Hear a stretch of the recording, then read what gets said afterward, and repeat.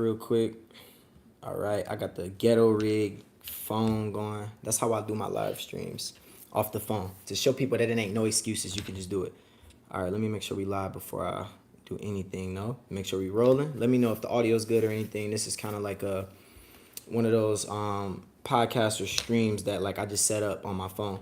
Make sure you like this video real quick and I'm gonna talk about it. So those who don't know about me, my name is Trey Little, born and raised in Detroit, Michigan. I have over 1.5 million followers on TikTok, 120,000 followers, or 1.5 million followers on TikTok, 120,000 on Instagram. And I'm born and raised in Detroit, and I started a business called Buy the Block.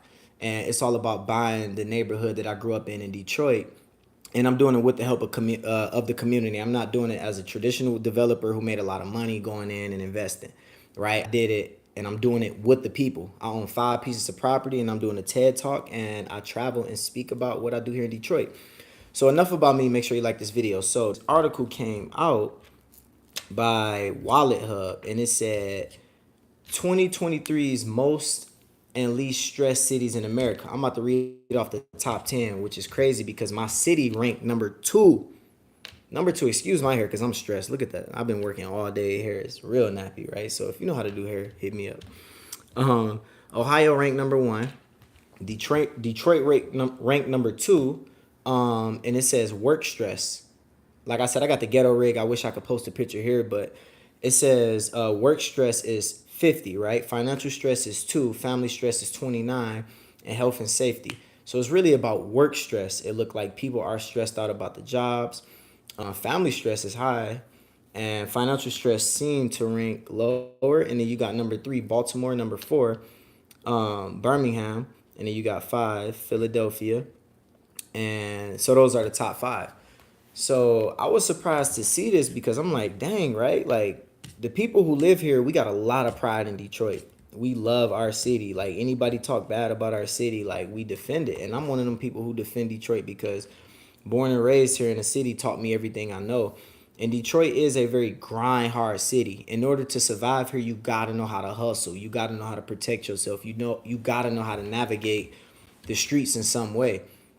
We've been through a lot. So Detroit started off as an industrial city, and it was 1960. I'm not a historian, so don't quote me, right? Look this stuff up. I encourage everybody to look this up. So the riots in the 60s and the fall of industrialization, and that's why Ohio ranked number one, right? Because we live in something called the Rust Belt. So the moment this stuff collapsed, now everything is built off technology. You know, you had GM, you had all these places like Ford here in Detroit, and you had hundreds of people employed by these factories. So when it collapsed and you got the riot in the 60s, everybody moving out. So our city went from a 2 million population to 600,000. So imagine a city being built for millions of people, but now there's like 600,000, right? So there's so much vacancy. And the problem with this vacancy is it breeds crime. It breeds, wild dogs. It breeds homelessness. It breeds, the loss of jobs. So like, this is why. And with that being said, a lot of people in my city feels that we have to fend for ourselves. Let me know it looked like I'm lagging on the Wi-Fi. A lot of people feel like we got to fend for ourselves, and that's what it's like. So the people that I know that's really successful in Detroit, we fought, and we built something for ourselves. But unfortunately, not a lot of people make it to that point because it's one of those cities to where you got to work hard until you get lucky and make it out. And once people make it out, they tend to not go back. So a few more things about this article. So they said, it's really about the job stress. It's about family stress. And there's so many factors that contributed to us ranking number 2. So I'm gonna look at a few more things in this article. So they said the methodology and that's the method of how they discovered this. So in order to determine the most and least stressed cities, Wallet Hub compared 182 cities, including 150 most populated U.S. cities, plus at least 2 of the most populated cities in each state, across 4 key dimensions. Number 1, work stress, financial stress. Number 2, family stress. Number 3, and health and safety stress. Our sample considers only the city proper in each case and excludes the city surrounding metro area. That because I guess that includes like Birmingham and stuff, right? Because It's like one of the wealthiest cities in the region. So they saying they excluding certain cities, at least from what I see. We evaluated the four dimensions using 39 relevant metrics, which are listed below and corresponding weight. Okay, whatever. So there's a scale. So we determine each city's weight average across the metrics. So they saying the total points 25, right? For work stress. So the total point in work stress for Detroit was, let me see all these numbers. Okay, 50. So I guess that means work stress is high, right? So what I learned is when it comes to businesses and jobs in Detroit, it really don't seem like there's a lot of good jobs now, especially in a city that was built off of industrialization, like I said. So a lot of the shops that I see succeeding and a lot of the businesses is the entrepreneurs who build something. And that's why I love Detroit, because we are a self-made city. There's companies here that startups and then they become world known. Once you make it here, you can make it anywhere in the world because of how hard it is.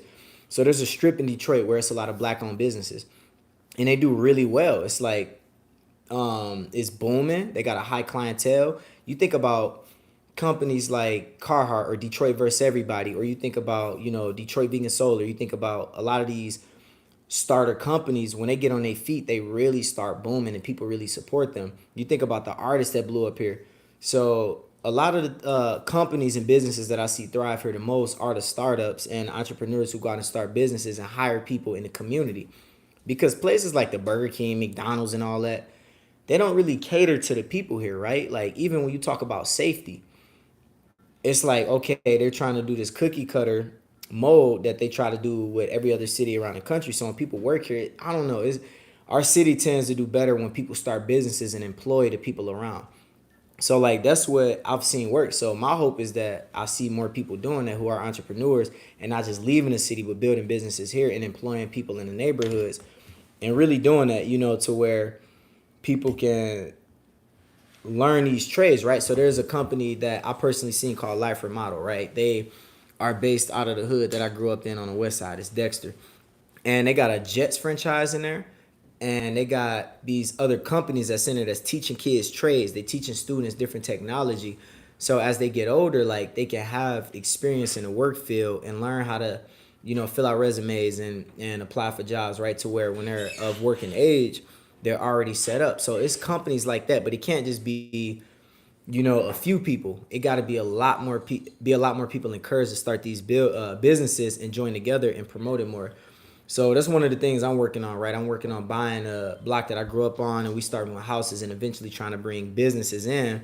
And the businesses that we bring in, a lot of the workers are going to be from the community. They're going to be trained up and they're going to have work experience, right? So it might be clothing lines that want to come in and say, hey, can we lease out, this space that you own and we want to start a clothing line? Okay, bet, let's do it, and then people from the community and people in the neighborhood can work there to do it, right? All the way from packing and shipping, all the way to all the way up to designing, right? So that's how, these companies tend to benefit the neighborhoods, because us moving from industrialization, we got to innovate with technology and entrepreneurs. A city like Detroit, we got a lot of creators here. We got a lot of entrepreneurs, but the infrastructure is hard because we don't have a lot of people that's willing to invest in it. So we got to get it ourselves. What does that mean, right? It's the people that play sports or the scammers or the drug dealers, right? But we don't have a lot of companies or a lot of people that's willing to invest. So in 2020, when everything happened with the protests and the Black Lives Matter movement, that's when people wanted to get on board and companies and banks wanted to give small business loans. But it can't just be when something happened. It got to be a consistent thing. And it takes people that's from the city like myself that's pioneering this and saying, look, I ain't got all the answers. I don't know. But all I know is that what I seen from a street level all the way up into a corporate level. I work in commercial real estate as well. So you see a lot of big deals being made. And then in the streets, you see how the streets are affected. So when I see both, it's like, okay, I see the gaps. I see what needs to happen. There's central areas like Detroit, like downtown Detroit. There's Midtown, there's Corktown. But it's the hoods, the Joy Roads, the 7 Miles, the Puritans, the Dexter, where I grew up. That can be completely abandoned. And it's people from the neighborhood.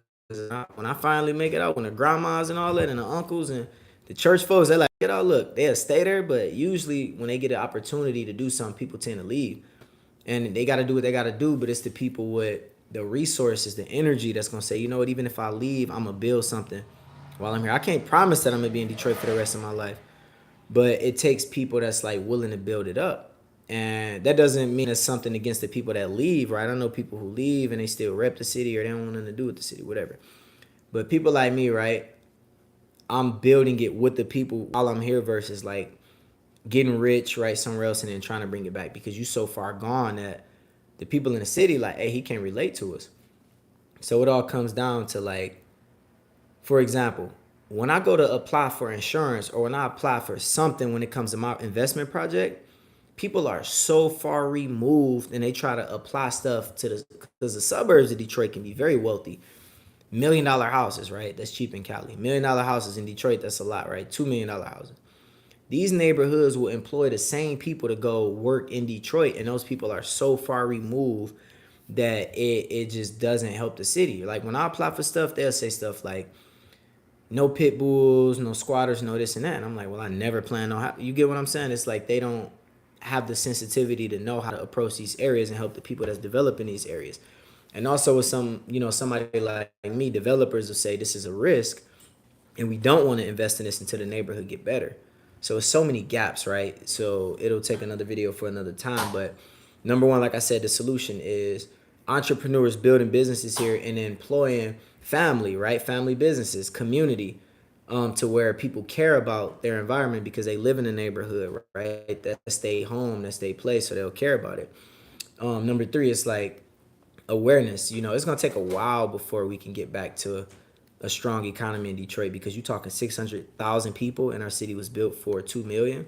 So it's gonna take people locking arms and spreading awareness and sharing videos and doing whatever they can to pour into the people that's doing stuff.